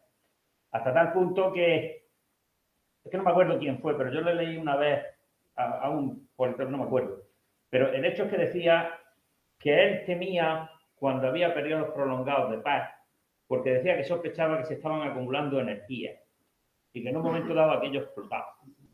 Y eso pasó en la Primera Guerra Mundial, la verdad es que responde a eso. No digo que sea así, pero digo que la Primera Guerra Mundial no lo contradice. El periodo de entreguerras, los felices años 20 aquellos, que en realidad eran una pausa debido al agotamiento, y empezamos otra vez. Y dice, llegan naciones, se acaba la Segunda Guerra Mundial, pero empiezan una serie de conflictos que no se acaban. Por ejemplo, el palestino-israelí, por ejemplo. Y llega la crisis de los misiles, y llega Afganistán, y Eterno también, y llega Vietnam, y llega... ¿Quién abusa? Pues que puede. La verdad que es una visión pesimista y sombría, y no es solo esa la condición humana, también es cierto que hay colaboración, pero lo cierto es que se colabora cuando interesa. Y el problema que plantea la profesora Marrero es que cuando habla aquí en la sala, que conoce bien, y además parece que la presta atención cuando hablas, es que sabe dónde atacarte la línea de explotación. Es mala. La pregunta va a la línea de explotación, y cuando esto pasa, pues una más que puede decir, pues lleva razón, he clausurado el orden en los años 20 porque no me gusta bailar y menos el charleston, pero no le he pasado directamente a los años 20. Bien, aparte de eso, es cierto que la última vez que tuvimos la oportunidad de hablar, porque yo hablé sobre este tema, pues es verdad que planteaba muchas dudas sobre la vigencia del orden liberal. Claro, el escenario estamos de acuerdo en que ha cambiado radicalmente, no es algo que lo diga yo solo, lo estamos viendo, lo estamos diciendo aquí, en los últimos 20 días. Pero yo me refuerzo en algunas ideas, porque yo creo que el orden es un resultado de la estructura de poder. Y en la medida en que Rusia, pues, para mí, y es lo que toca de especificar, está erosionando su poder con esta acción, también se reduce su capacidad de erosión del orden liberal. Y especialmente su capacidad de erosionar el orden liberal desde dentro, con ese apoyo, ese apoyo que tenía, o esa creencia que tenía entre esos movimientos populistas en Europa. Por lo tanto, ahí sale reforzado. Esto es una realidad derivada de la situación internacional. También desde el punto de vista del exterior, al menos en el corto plazo, ¿no? Porque ese problema que surgía en cuanto a la expansión de las expansiones hacia Rusia, pues se ha incrementado. Ahora todo el mundo pues, se da de tortas por entrar en la Unión Europea y en la OTAN, como no puede ser de otra forma después de una agresión. En el largo plazo, pues en el largo plazo calvo, ¿no? Como decía se me ha ido el nombre que lo decía Keynes, ¿no? En el largo plazo, pues esto es más difícil de prever, ¿no? Esta papel de China, o por ejemplo lo que ha dicho el profesor Odano, que hay 35 estados que se han abstenido, entre ellos India y China, que son potencias que están llamadas a ocupar un papel muy importante en la sociedad internacional, y esto plantea dudas sobre la vigencia del orden liberal como orden global. Es cierto que yo nunca he cuestionado su viabilidad como orden regional. El papel de las empresas, de los actores ha quedado claro. Estamos viendo, por un lado, cómo pues, las empresas multinacionales se están saliendo. Por algo que ya hemos hablado también, ¿no? Que es pues, lo difícil que se ha puesto a hacer negocios allí y la propia opinión pública internacional. Pues, esto es un valor del idealismo que lo estamos viendo ahora que cobra fuerza en Occidente. Pero también podemos ver la otra cara de la moneda. Las empresas multinacionales de los países liberales están pensando ya en, digamos, ser una alternativa a este grupo. Vemos como hoy en día China está planteando con sus empresas públicas rescatar a Gazprom. Y esto, pues, va a ser algo común. Esas empresas públicas, esas empresas multinacionales que son actores relevantes, pues cada día, de la mano de estos países liberales, son más sensibles a los intereses del Estado y menos sociedad civil. En cuanto a lo de ONGs, y eso pues, no me atrevo a entrar y tampoco me siento con la... no me he prestado atención y tampoco lo considero tan relevante. Y con esto respondo en parte a la pregunta, ¿no? A Rusia no se lo puede echar porque echar un país del orden, una gran potencia, pues es una aliciente más para destruir el orden, ¿no? Nada más hay gente por cambiar el orden que por conservarlo. Sí, brevemente, pues se han dicho cosas interesantes, mucha enjundia y sería complicado hacer una respuesta exhaustiva. Lo de la neutralidad de Ucrania como término medio, primero, a cambio de que Rusia deje de matar, se le debe pagar algo. Putin va a decir que le vamos a decir a Putin que se debe, como los etarras cuando dejaron de matar. Estoy teniendo esta delicadeza de dejar de matar. Entonces, será complicado darle un precio y que se salga con la suya de alguna manera. Y Ucrania, claro, como ha dicho Antonio Sánchez, los países se han lanzado, Georgia, Moldavia y Ucrania, para ser miembros de la Unión Europea, Finlandia y Suecia, y se están replanteando su adhesión a la OTAN. Dinamarca va a convocar un referéndum para eliminar la reserva que tenía respecto a la política común de seguridad y defensa. Alemania se está rearmando hasta el 2% del PIB. Lo que no consiguió la bravuconada de Trump lo está consiguiendo Putin, de que se llegue al 2%. Y decirle a Ucrania después de esto que sea neutral, que no sea miembro de la OTAN, porque puede estar segura con Rusia, va a ser difícil convencer a... Pero va a ser difícil convencer a la OTAN también, porque a la OTAN tampoco le interesa integrar a Georgia, a Ucrania, porque son países susceptibles de invasiones, y en tal caso estaríamos obligados por el artículo 5 a acudir militarmente en su defensa. Por tanto, el tema de la neutralidad, yo me felicito de que este asunto, esta agresión, está generando más occidentalismo. Suiza, también tradicionalmente neutral, se ha alineado con las sanciones de Europa. Esto conecta con la idea del orden liberal, la posible muerte. Ojalá que... La verdad es que Occidente, la decadencia de Occidente se está diciendo desde 1919, ¿no? Desde el libro clásico, ¿no? ¿Será verdad esta vez? Pues demográficamente un poco sí, y desde luego en la medida en que el mundo se achine o se rusifique o haga indio, pues realmente los valores occidentales irán decayendo, ¿no? Y será una pésima noticia para todos. Lo que se planteaba de la posible expulsión del Consejo de Seguridad, claro, no es viable porque el veto surte efecto también para estas cuestiones del artículo 5 y 6 de la Carta de Naciones Unidas, y una partición del orden económico, ¿no? Lo del SWIFT, ¿no? Lo de cortar las transacciones financieras, que haya un desacoplamiento entre Occidente y el resto del mundo y que funcione como sistemas paralelos, no haya una globalización, sino una fragmentación. No lo sé, es una hipótesis posible, pero yo creo que a ninguna de las partes le interesa una independencia absoluta. Muchas gracias. Voy a abusar un poco de mi posición de moderador porque Pero pégese, me diga preocupa que se también. quede, que no se ve. ¿Ahora? Vale, perdón. ¿Sí? Sí. Medias, ¿no? Han puesto el peor, creo. Sí. Vale. Han Ya, abusado. ahora sí. No, digo que voy a abusar un poco de mi posición de moderador, que me gustaría presentarles alguna cuestión adicional. Es verdad que hemos oído Federico mostrarnos que al fin y al cabo la guerra es un hábito y un elemento propio casi de la genética. Pero yo no sé si en su conocimiento, estoy seguro que podrá contestarme si hay en los estudios genéticos algún conglomerado de seres que sea capaz de redactar una carta en la que prohíba el uso de la fuerza, en la que obligue a que los conflictos se arreglen pacíficamente, en la que establezca medios para esa solución pacífica de las controversias, en la que establezca reglas del respeto de los derechos y libertades de las personas. Yo creo que no. Yo creo que se ha conseguido gracias a la racionalidad, y la racionalidad pertenece probablemente, pero porque seguro que me va a corregir, pero yo creo que pertenece solo a los seres humanos.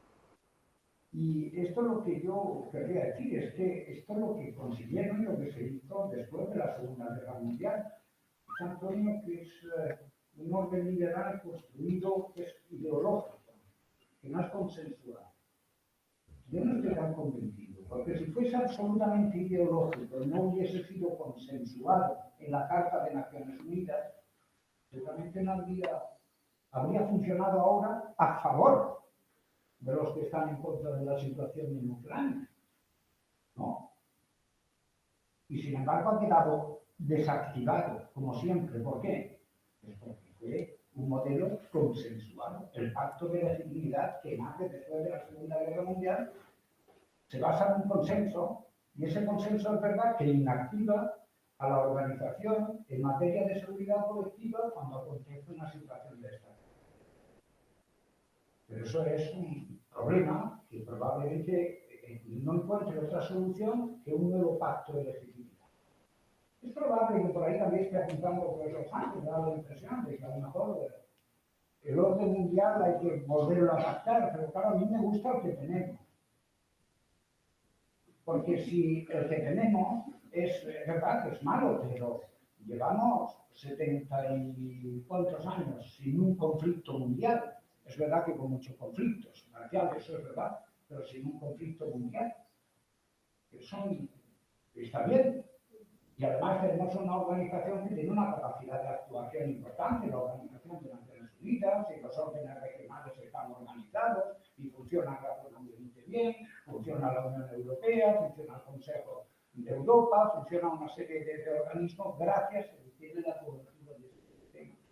De modo que yo sí que me preocupa que pueda efectivamente una situación como esta ponerlo en el abismo, porque el nuevo pacto, ¿quién lo redactaría? ¿Quién lo consensuaría?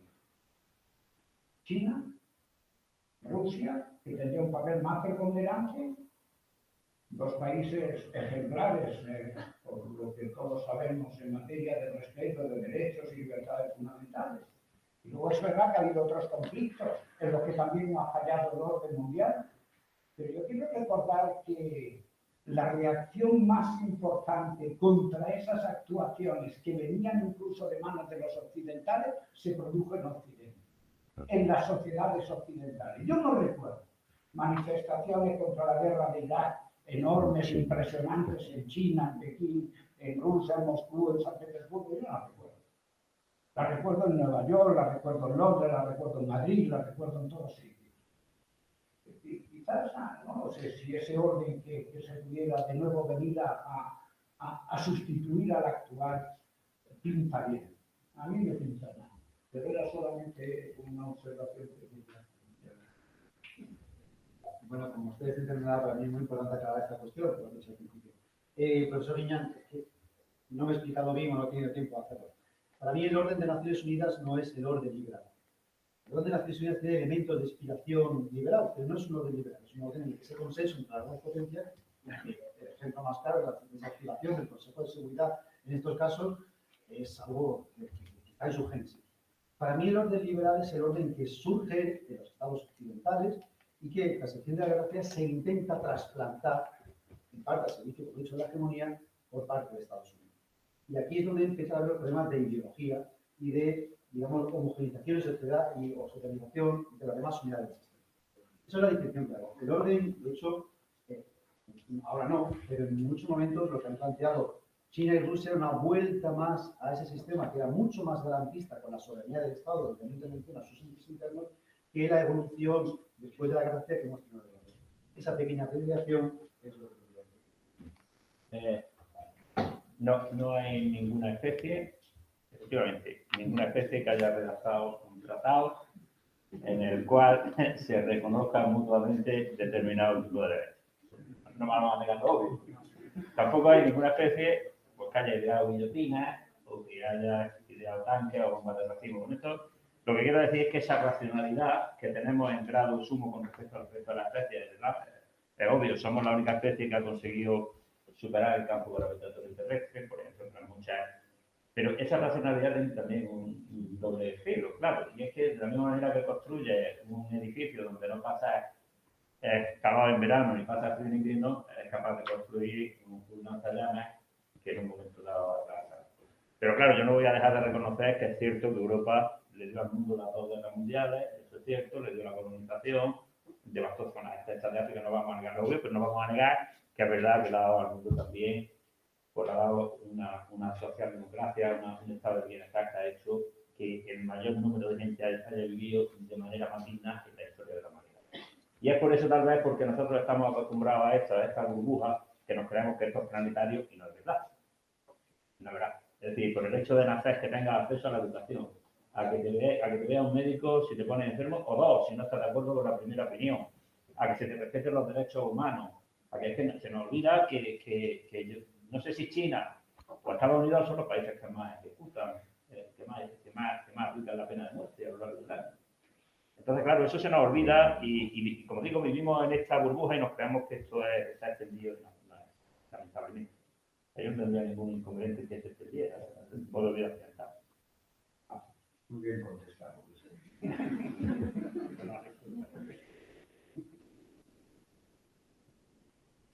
Muy bien, ¿alguna cuestión más? Sí, venga. Ya sí que vamos, nos quedan 5 minutillos. ¿Les parece bien? No, fenomenal. ¿Les parece bien a todos? 5 minutos y cerramos. A ver, bueno, muchas gracias por las tres ponencias, la verdad, creo que han sido distintas y muy interesantes a la vez. Y mi pregunta es sobre todo hacia el profesor Sánchez, porque como soy estudiante del máster de estudios europeos internacionales, y en noviembre y diciembre hemos hablado sobre el tema de la seguridad energética en Europa, y bueno, en aquel contexto todavía estábamos tranquilos, por así decir, en cuanto a la subida de los precios, en cuanto a cómo los estados pueden mantener esa seguridad energética.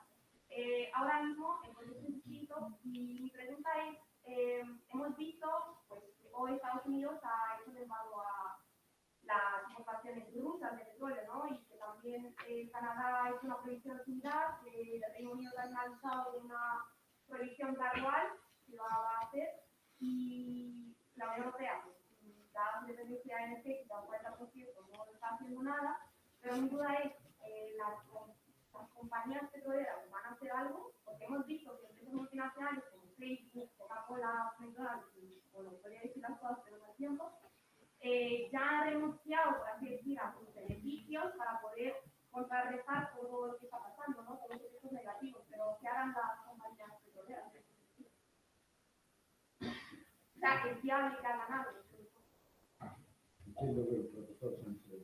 Es mucho aventurar. Yo, en el caso de que hubiese algún tipo, bueno, que Estados Unidos, el Reino Unido y Canadá hagan embargos, es muy fácil, es un modo que tienen del ruso, tiene una medida con lo cual poder embargar.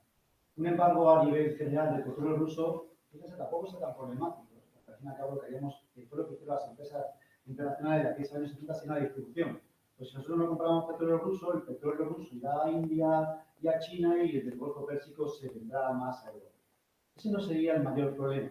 Otra cosa son la cuestión de si algunos estados que no tienen capacidad de acceder al mercado internacional de energía, porque están conectados por oleoductos, podrían acceder a ese mercado. Eso ya plantea más problemáticas, sobre todo técnicas, habría que cambiar la red de distribución.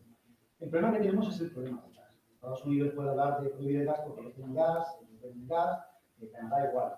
El problema que tenemos en Europa es que, aunque pudiésemos comprar gas de todo esto, no lo podemos introducirlo en la red. No tenemos la capacidad de regasificar el gas y meterlo en la red, no en el corto plazo. En el largo plazo eso se puede cambiar. De hecho, pues España durante mucho tiempo ya se apunta de que puede ser una salida al uso, no actualmente porque hay una imposibilidad técnica. ¿Qué pueda suceder en el futuro? Es lo que le apuntaba, ¿no? Yo creo que esto nos ha abierto los ojos de la excesiva dependencia de la energía rusa y que creo que por fin podemos dar o empezar a tomar pasos o el ser consciente de los peligros nos va a hacer cambiar. Bueno, pues muchísimas gracias de nuevo a los tres ponentes en nombre del Centro de Documentación, los directores y de su personal que están aquí. Gracias a todos ustedes por su atención, estar aquí y por su participación en esta actividad. Muchísimas gracias a todos. A vosotros. Gracias.